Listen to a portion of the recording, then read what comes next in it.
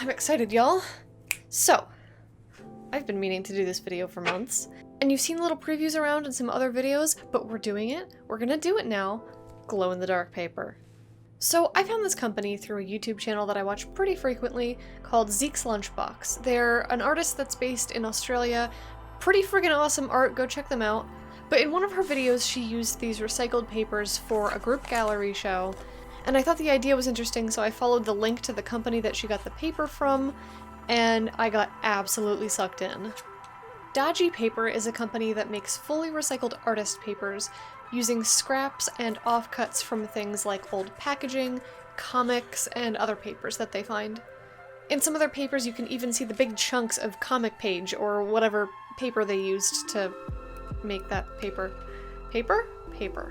They also like to experiment with mixing different colors or additives into their papers. So all of their papers are really unique and one of a kind. But the one that really caught my eye, and that's been begging me to paint on since it arrived, was this glow-in-the-dark sheet of paper.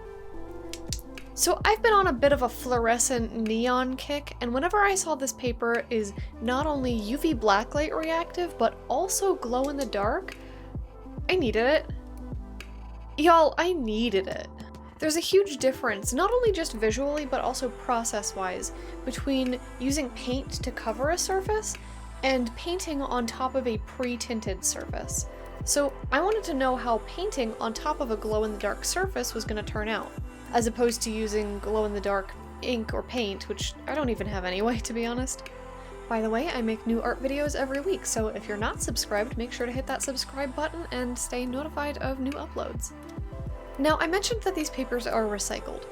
The process of recycling paper to make handmade paper is pretty simple.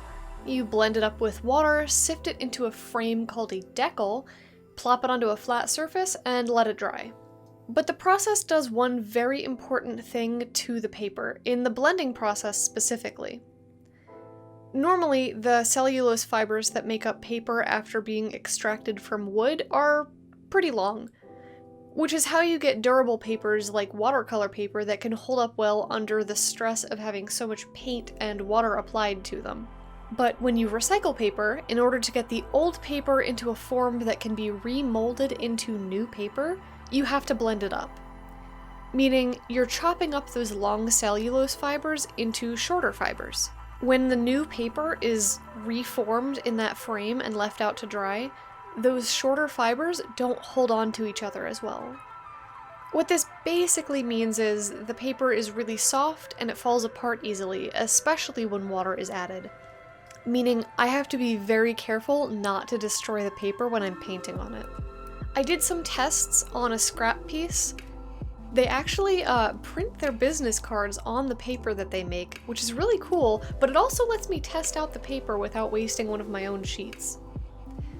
So I did some tests with my gouache paints to make sure that I wasn't going to absolutely destroy the paper and make a mess, and it holds up surprisingly well. I just have to be very careful.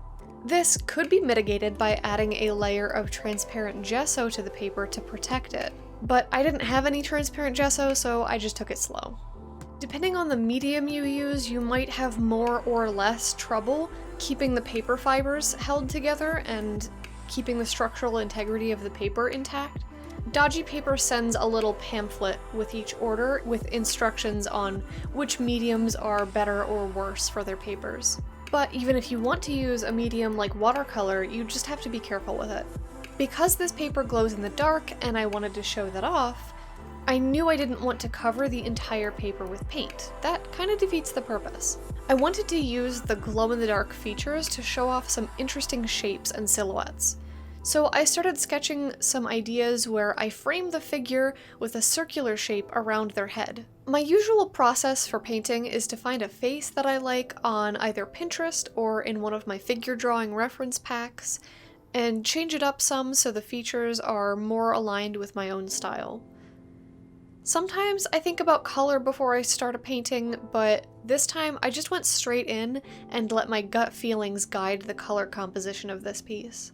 I started with white to lighten the skin tone so that it wasn't the exact same value as the background, and then I added some other colors to bring out the contrast. Teal and pink worked especially well with the light green hue of this paper, giving it a bit of a split complementary palette. If you want me to make a video on color theory and color picking and how to formulate a color palette, let me know in the comments. I knew from my experience working with the neon inks that I featured in a previous video that they pop really well when contrasted next to a dark object. So, in order for the glow-in-the-dark aspect to stand out, I painted the background with a warm black color that I mixed. It's literally just some black mixed with some crimson. I tend to prefer to use a warm black as opposed to black straight out of the tube. I don't know, it just adds a little bit of something extra, I can't explain it. And while painting that background, I left this jagged circle shape empty, so the glow would shine through like a halo giving off light. I love how this piece came out. It's just got such an interesting mood to it. And the split complementary sort of palette works really well with this particular shade of green. I love how with this glow-in-the-dark paper, you can not only take it into a dark room and see all of those silhouettes that I left empty glow in contrast to the covered up areas of the paint, but even in the daylight, even if you're just viewing it in full brightness, the paper just gives off this radiance that regular paper doesn't have. Like, even in the daylight, it's still emitting light. And it just looks so vibrant. It's very interesting to look at. If you want to see another art supply that I've been gushing over, check out these holographic watercolor paints that I featured in this video here. Until then, take care.